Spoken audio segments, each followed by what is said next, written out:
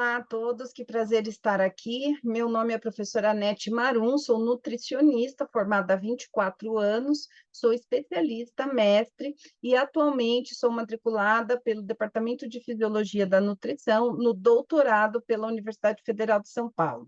Vim aqui conversar com vocês um pouquinho sobre a influência genética na fertilidade.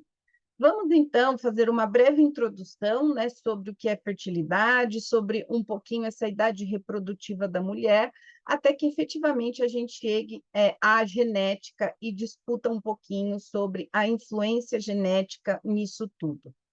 Para a gente, né, introduzir o assunto, é importante que a gente saiba que a vida reprodutiva da mulher ela é finita, né?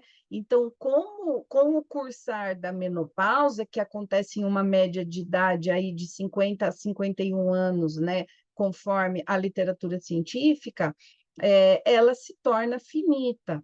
Essa idade reprodutiva da mulher, ela é variável, né?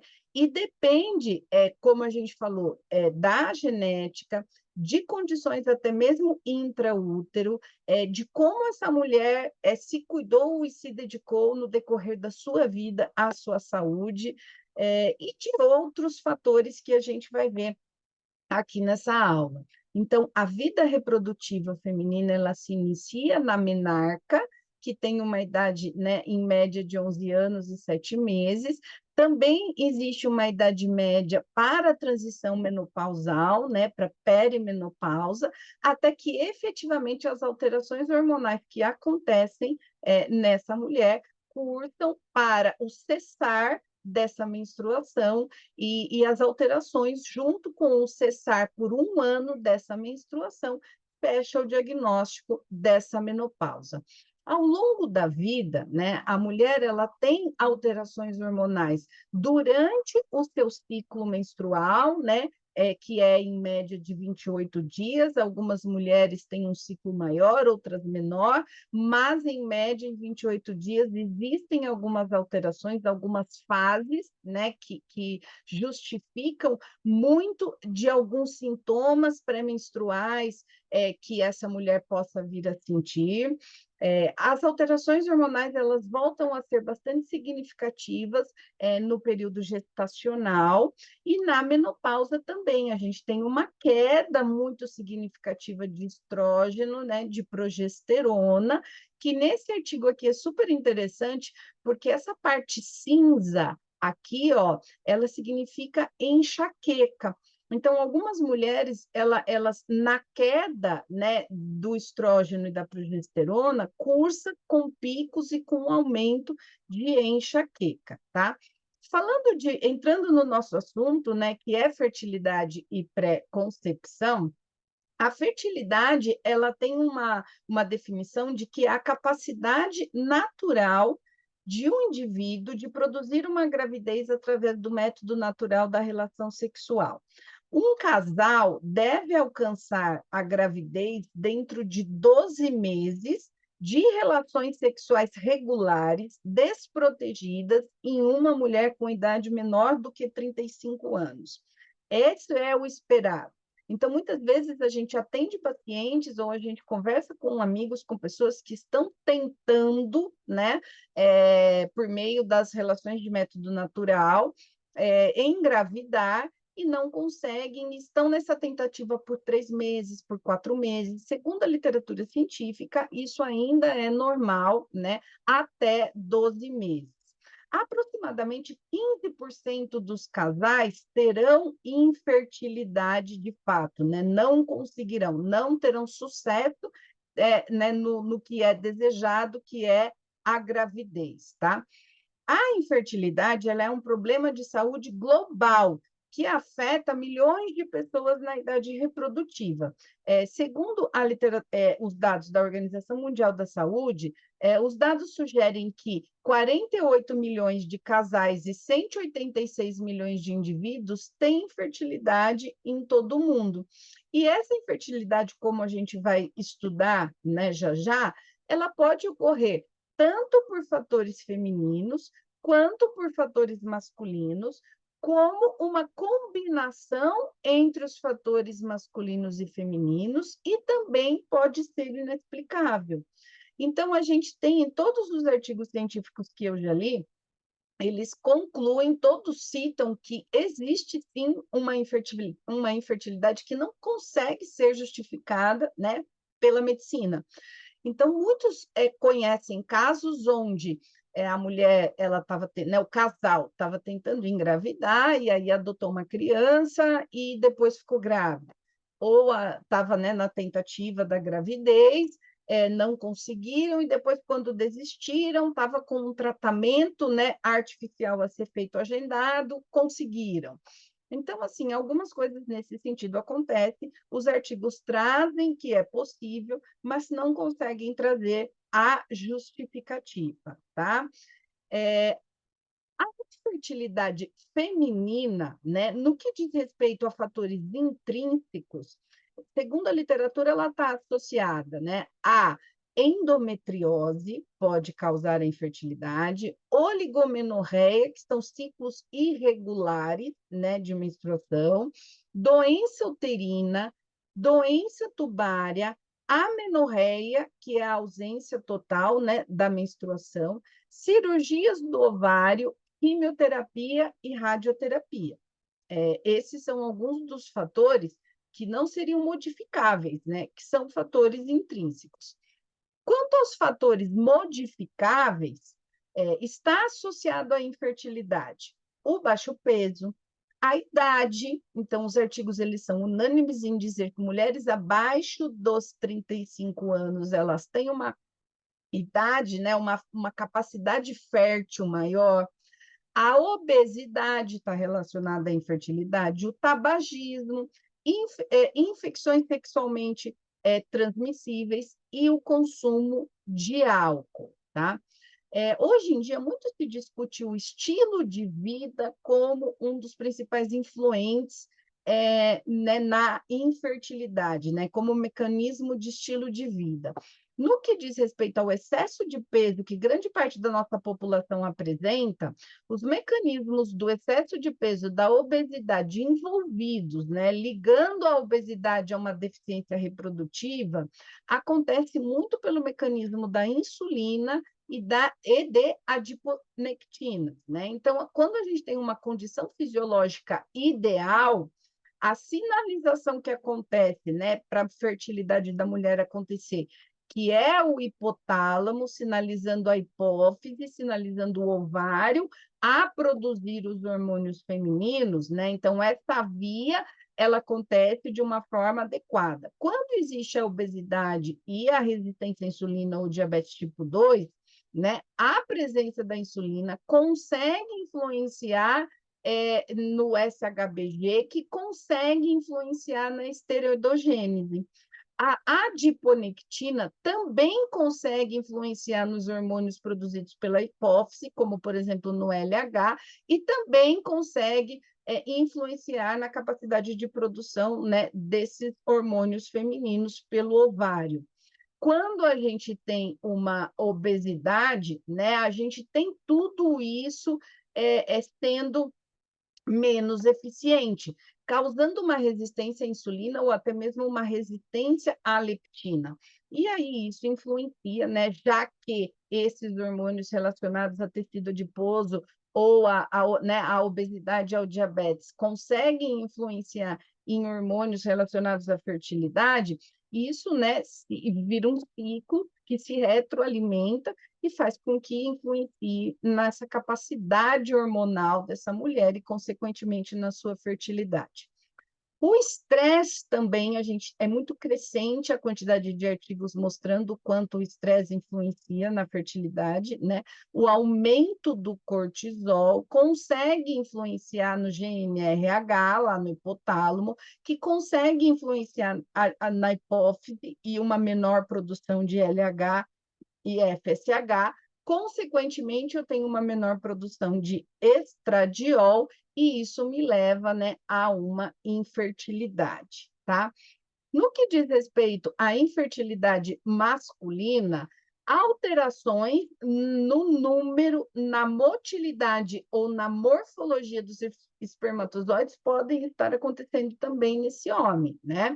Então, a gente tem, né, uma etiologia não obstrutiva, problemas na produção dos espermas, uma etiologia obstrutiva, que é um problema no transporte dos espermas, e uma infertilidade coital, que é relacionada a distúrbios na ejaculação. Então, existem exames, como, por exemplo, um espermograma, que para avaliar a infertilidade masculina, né, em um primeiro momento, é um exame útil e muito utilizado dentro da medicina. O estilo de vida por meio da obesidade no homem também a gente consegue ver, enxergar mecanismos que linkam essa obesidade à infertilidade masculina. O aumento de peso ele pode levar a um baixo nível de testosterona e, consequentemente, isso altera a qualidade desse esperma, tá? Esse artigo que está aqui embaixo, ele traz que as chances de infertilidade aumentam em 10% para cada 9 quilos que um homem esteja acima do peso. Então, por exemplo, se a gente pegar um homem que está 30 quilos acima do peso, ele tem quase 30% de chance, né, a mais de ser infértil. Então, cuidar do seu estado nutricional, né, da sua alimentação, para favorecer, faz muito sentido, né, como ação, como estratégia, para aumentar a fertilidade desse casal. Então, o diabetes tipo 2, a obesidade, também leva à apneia do sono, que leva a um estresse oxidativo, danos desse DNA do esperma. A síndrome metabólica, ela leva a uma hiperestrogenemia e aromatização, né, o que dificulta muito esse equilíbrio hormonal necessário dentro da fertilidade, e isso interfere na minha espermatogênese, tá? Então, a gente tem essas como sendo as principais causas, tanto femininas quanto masculinas. Algumas questões relacionadas ao hábito de vida, né, como fumar, abuso de álcool, estresse crônico, obesidade, trauma urogenital, inflamação do sistema reprodutor masculino, pode gerar estresse oxidativo, e esse estresse oxidativo pode também estar influenciando na inflamação e na infertilidade desse homem, tá? Como é que a gente define, né, o período pré-concepção? Então, a gente tem um casal fértil, né, ou tentantes, vamos dizer assim, e aí a gente vai preparar esse casal para essa concepção saudável, para aumentar, pelo estilo de vida, a sua fertilidade. Então, a pré-concepção, ela é definida pelos artigos, né, como um período de 3 meses antes da concepção, possivelmente porque esse é o tempo médio que os casais que são férteis, né, usam para que atinjam seus objetivos de gravidez, tá?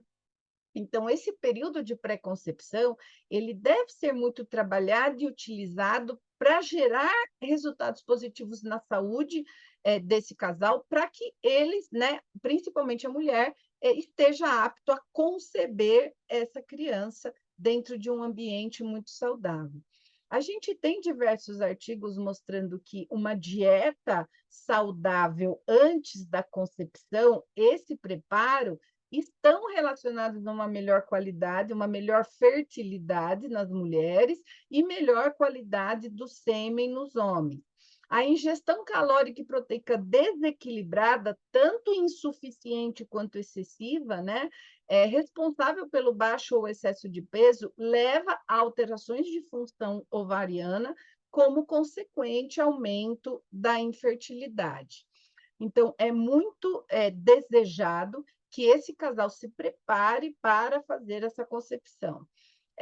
Ainda dentro de suplementos específicos, né, um padrão saudável alimentar se faz necessário, mas hoje a gente tem como medida até mesmo de saúde pública a suplementação do ácido fólico na forma ativa de metilfolato, tem se mostrado ainda mais interessante, para gestantes que têm alterações de um gene chamado MTHFR. O ômega 3 tem se mostrado extremamente interessante também para a fertilidade feminina e menor ingestão de gordura saturada, tá? Então, o excesso de gordura saturada, segundo os artigos, ele tem uma potencial associação, um maior risco de infertilidade e desenvolvimento embrionário adverso. Para mulheres, né, não só mulheres que possuem a variação genética no gene MTHFR, mas muito hoje, depois do advento da genética, a gente tem usado o ácido fólico na forma de metilfolato, e segundo os artigos, é porque ele é bem absorvido quando é em pH gastrointestinal alterado, ele reduz o potencial de mascarar os sintomas hematológicos da deficiência de B12, previne os potenciais efeitos negativos do ácido fólico não convertido na circulação periférica, supera os defeitos causados pelo polimorfismo, né, na tetraidrometilfolato redutase e diminui as interações com medicamentos que inibem, né, essa enzima ainda mais, tá?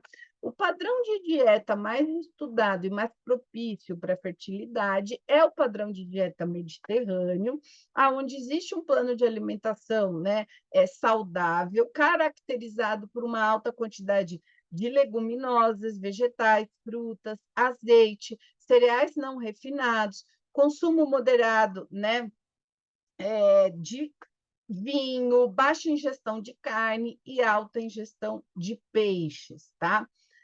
O ômega 3, ele tem mostrado, segundo artigos, incluindo artigos randomizados, né, controlados, control trial, que ele tem um efeito de melhora da permeabilidade intestinal e, assim, consequentemente, ajuda na desbiose. Tem efeitos antioxidantes e anti-inflamatórios, efeitos favoráveis sobre o estado metabólico, principalmente quando associado a risco ou desenvolvimento de diabetes gestacional. A gente tem diversos artigos mostrando o quanto o ômega 3 tem se mostrado interessante, tanto na pré-concepção quanto na fase gestacional, principalmente quando associado com vitamina D, tá? Os micronutrientes mais importantes, né, para essa fase de fertilidade, de pré-concepção, o zinco, né, o ferro e o cobre. Em excesso, esses micronutrientes eles geram problema, mas a deficiência também gera um problema muito grande para o bebê. Então, sanar isso nesse período onde está se preparando, né, essa fertilidade, essa concepção, é de extrema importância.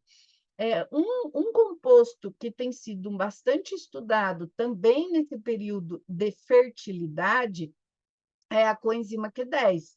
A gente tem referências trazendo que ela age diretamente na mitocôndria, transferindo elétrons da cadeia, né, respiratória para a produção de ATP, diminui o estresse oxidativo dentro do ovário, protegendo o DNA contra o dano oxidativo, né, que é provocado pelos radicais livres. A coenzima Q10 ela combate a apoptose, né, principalmente dos mecanismos que levam à atresia dos folículos ovarianos, impedindo a ovulação. A suplementação de coenzima Q10 melhora a produção de ATP pela mitocôndria, age como antioxidante, combate a apoptose ovariana e melhora as respostas ovarianas e maiores taxas de gravidez. Então, sempre avaliar, né, o consumo alimentar dessa mulher, né, e pensar uma suplementação interessante. Muitos artigos também vêm isoladamente estudando, né, o papel da vitamina D dentro da fertilidade. Então, níveis maiores de vitamina D no fluido folicular, mais chance, né, de ser positivo, de ser bem-sucedido em mulheres, por exemplo, que têm que fazer uma fertilidade in vitro, né? É uma forma artificial, né, de induzir essa gestação.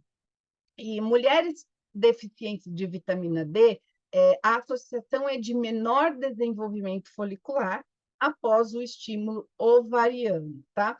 Então, muito e por outros mecanismos como ação imunomodulatória, anti-inflamatória, estão correlacionados, né, como sendo importante, um olhar importante dentro da gestação. A gente não pode deixar de citar o quanto é importante a saúde intestinal, né? De nada adianta a gente falar de nutrição, de dieta do padrão mediterrâneo, de suplementação de coenzima Q10, ômega 3, se a gente não tiver uma microbiota íntegra, né, que realiza uma absorção do que está sendo ingerido, seja por comida ou por suplemento, de uma forma eficiente, né? E essa microbiota saudável, ela gera desfechos clínicos melhores para essa mulher e também para o bebê, tá? Então, é extremamente interessante que a gente também aumente o consumo de frutas, verduras, legumes, que é o padrão da dieta do, né, mediterrâneo, para que a gente pense, né, investigue se essa mulher tem alguma sensibilidade alimentar, a consistência das fezes, se existe uma obstipação ou se existe fezes diarreicas, e tentar sanar isso, porque também reflete, tá, em resultados relacionados à fertilidade.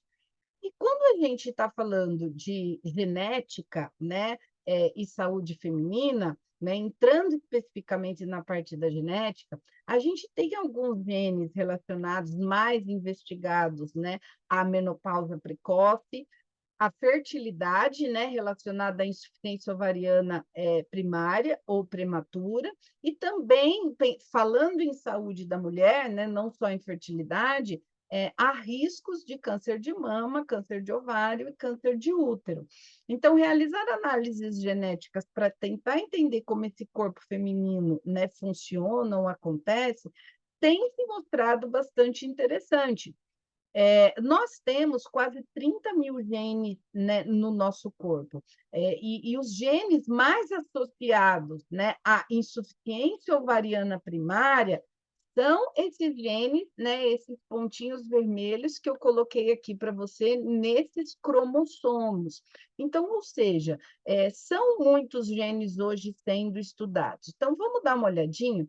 O que é que esses genes fazem? Né? Quais são os genes, quais são as funções deles para que eles levem a uma insuficiência ovariana primária?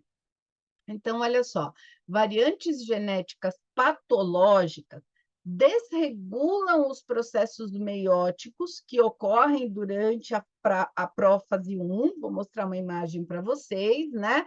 E desregulam esse ciclo celular. Essa desregulação pode levar, né, resultar em óvulos cromossomicamente anormais. Por sua vez, né, a aneuploidia do ovo leva uma ampla gama de fenótipos clínicos de infertilidade, de insuficiência ovariana primária e menopausa precoce, falha na fertilização do óvulo e parada do desenvolvimento embrionário, ou mulheres que têm perdas recorrentes, né, de gravidez. Então, vou mostrar uma imagem aqui para vocês que vocês vão entender. As principais variantes genéticas estudadas relacionadas, né, ou os artigos afirmam como causadoras de infertilidade na mulher, elas estão relacionadas aqui no início, nas etapas da maturação meiótica do ócito. Então, olha aqui, lá no início celular, né, a gente tem a prófase e a metáfase, e eu tenho variantes genéticas que controlam essa divisão celular, então a genética mais associada na infertilidade, ela parece que essa replicação no oócito, que é responsável por essa fertilidade, não aconteça, ou aconteça de uma forma anormal. E assim, a gente entender que é esse o motivo da infertilidade, ou que a mulher pode ter esse processo, né, pode influenciar em diversas questões, como, por exemplo, a programação da sua gestação, a expectativa, né, que essa mulher tem versus a frustração de não conseguir, né, a programação familiar, pode influenciar se isso aumentar, associado com um estilo de vida ruim, como eu expliquei para vocês na aula, há um aumento de fertilidade e isso interfere em questões de saúde pública.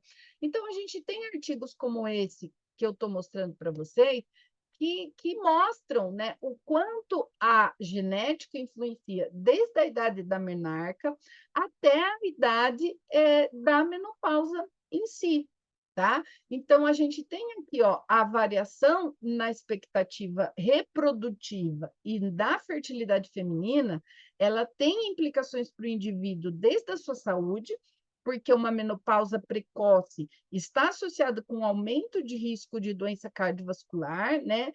A mulher, ela tem, pela queda do estrógeno, um aumento de risco também, né, de demência, de Alzheimer, por essas questões hormonais, então influencia no tamanho da população, né, e nesse envelhecimento.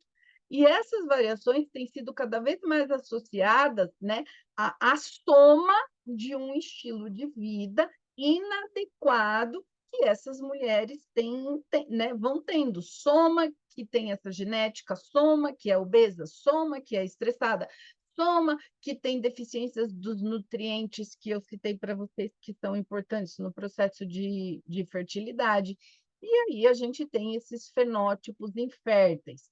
A gente tem pelo menos 56 genes, né, ou polimorfismos genéticos associados com a idade da menopausa, associados com a capacidade dessa mulher, dessa célula, né, do ovário de produzir o hormônio antimuleriano, né, que é um grande marcador de fertilidade dessas mulheres, tá?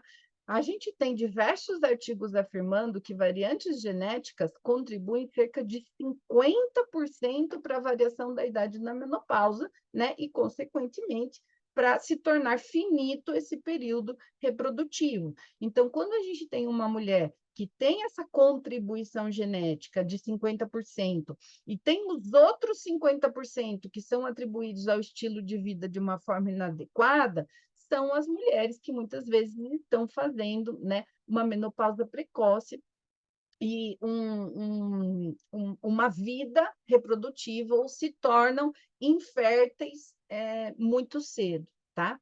E para concluir, né, a mensagem para vocês, né, puxando aqui para a parte da genética, a genética influencia sim na fertilidade feminina, já é possível que a gente consiga investigar se a mulher tem essas variantes genéticas ou não.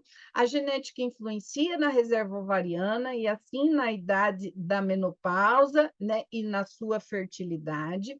O meio ambiente é capaz de favorecer a epigenética e assim minimizar os efeitos. Então, como a gente viu, a obesidade, o diabetes, né, a má alimentação, o sedentarismo, o estresse, são questões relacionadas ao meio ambiente, ao estilo de vida que influenciam nesses genes, né?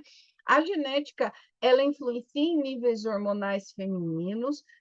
Nós podemos usar, sim, na nossa prática clínica, essas análises para otimizar a vida reprodutiva feminina e, assim, prevenir doenças, tá? Gostaria muito de agradecer o convite para passar, né, a mensagem, né, do que eu venho estudando tanto, que é a influência genética em diversos contextos. Aqui é a professora Nete Marum, eu agradeço.